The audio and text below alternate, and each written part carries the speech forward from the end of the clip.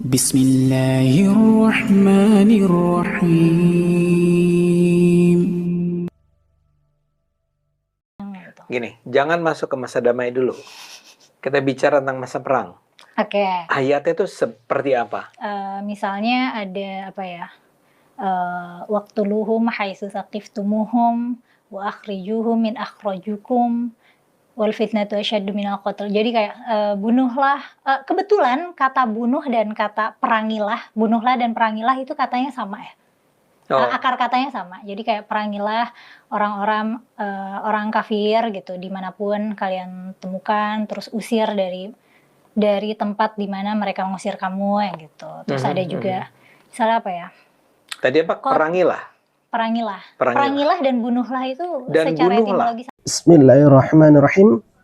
Assalamualaikum warahmatullahi wabarakatuh.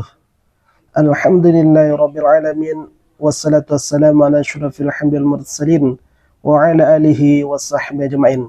Saudaraku yang beriman kepada Allah Subhanahu wa taala, kembali lagi berjumpa dalam channel kita Orang Surau.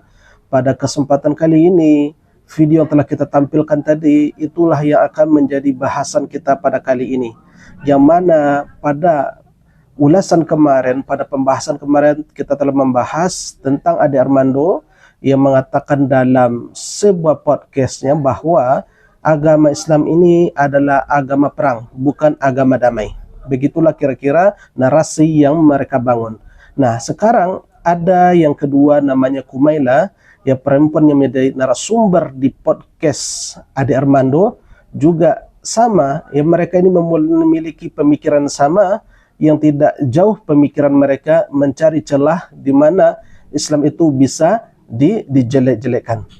Saudaraku yang beriman kepada Allah Subhanahu wa taala, di dalam sebuah kesempatan bahwasanya Kumaila ini mengakui bahwa dia ini adalah seorang hafizah dari umur belasan tahun.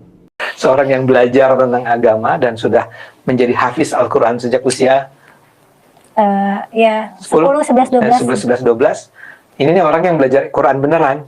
Di dalam video tersebut ya, jelas sekali Kumaila mengatakan bahwa beliau ini telah hafal katanya Al-Quran ya sekitaran umur 10, 11 atau 12 tahun.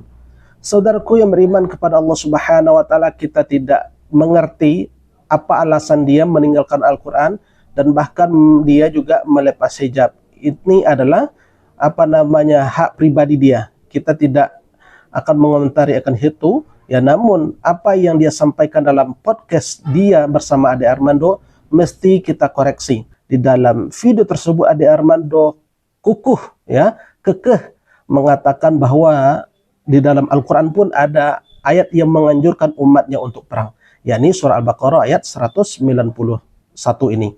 Untuk mengetahui apakah di dalam ayat ini ada anjuran perang bagi pengikutnya, seolah-olah umat Nabi Muhammad dan agama Islam itu adalah agama perang, maka bacalah ayat ini dengan utuh.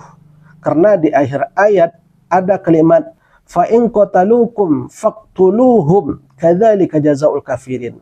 Maka jika mereka orang-orang kafir itu memerangimu, kata Allah, maka perangi pula mereka itu. Kadzalika jazaa'ul kafirin. Itu adalah balasan bagi mereka orang-orang kafir.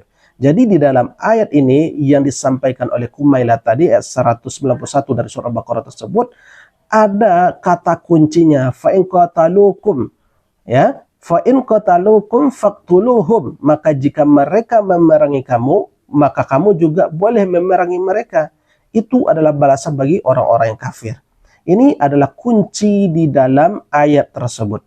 Kemudian apa juga ini disampaikan oleh Ade Armando ini yang katanya bahwa Nabi Muhammad itu langsung memimpin peperangan tersebut dan juga beliau ini adalah membunuh.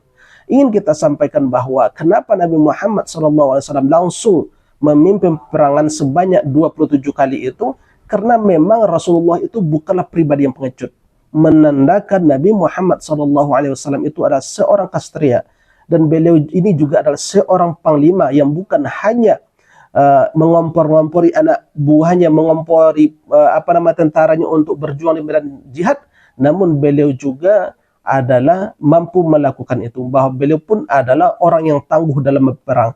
Artinya beliau ini adalah seorang ksatria yang bukan hanya memerintahkan anak murid, anak-anak buah atau prajuritnya untuk terjun ke medan laga, melainkan beliau juga ikut di sana, menandakan beliau ini adalah seorang satria.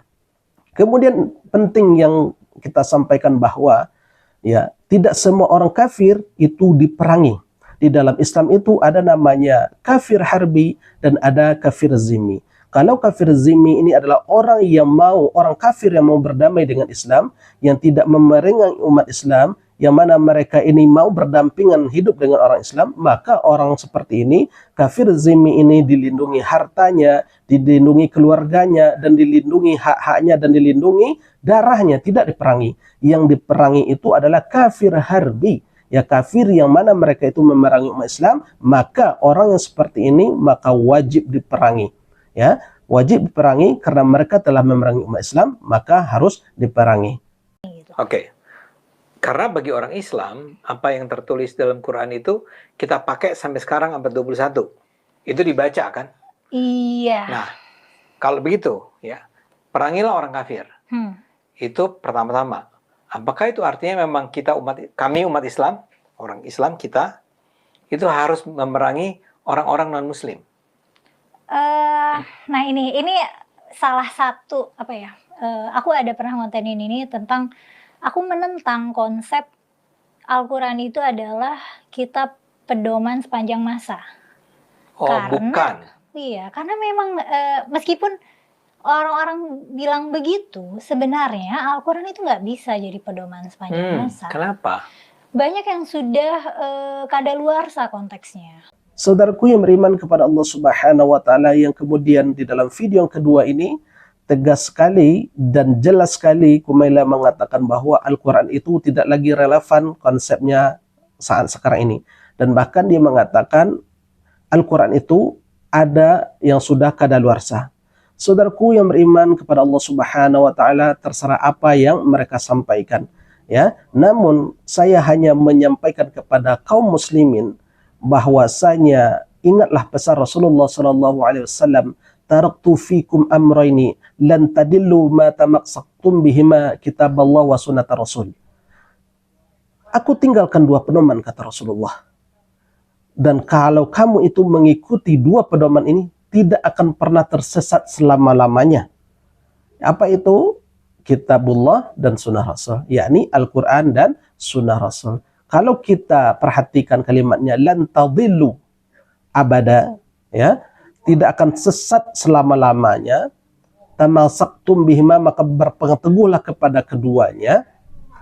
Lan masuk kepada fi'il mudhari', memfaedahkan zaman sekarang dan zaman yang akan datang. Sampai kapan zaman yang akan datang? Sampai hari kiamat kelak.